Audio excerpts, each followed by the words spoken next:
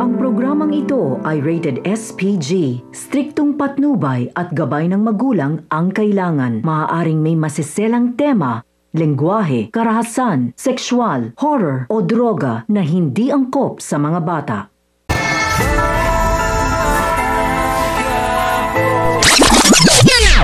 Sa muling paghaharap ni Tanggol at Kidlat ay sinabi ni Kidlat na laking pagkakamali ni Tanggol dahil binuhay pa siya nito. At kahit anong pilit ni Mokang na huwag patulan si Kidlat at huwag nagdagdagan ang problema nila ay hindi naman umubra kay Tanggol. Dahil kapag tumakbo umano siya ay ibig sabihin lang na duwag siya. Ngunit magugulat si Tanggol dahil palilibutan siya ng mga kasamahan ni Kidlat na may dalang mga 2x2 kasama si Edwin.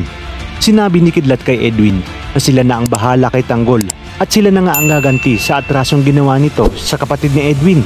Sinabi ni Tanggol kay Mokang na wala na silang magagawa at wala sa bokabularyo niya ang umatras sa kahit anumang away.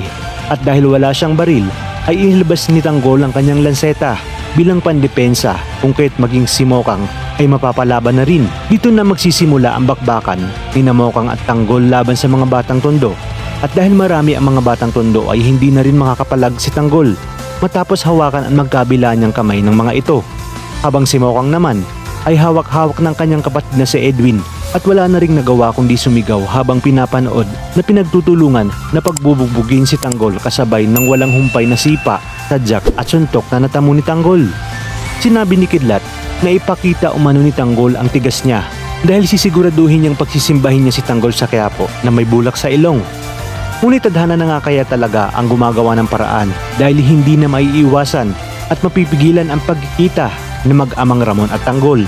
At sa pagkakataong ito ay maililigtas ni Ramon sa kauna-unahang pagkakataon ang buhay ng kanyang anak na matagal niyang hinahanap. Magugulat ang mga batang tondo dahil sa biglaang pag-resback ni Ramon.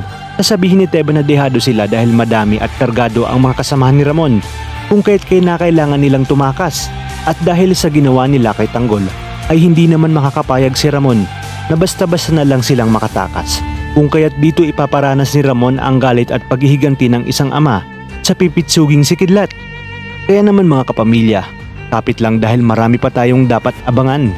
Ito lang sa bagong paborito ng sambayanan, ang FPJ's Batang Quiapo.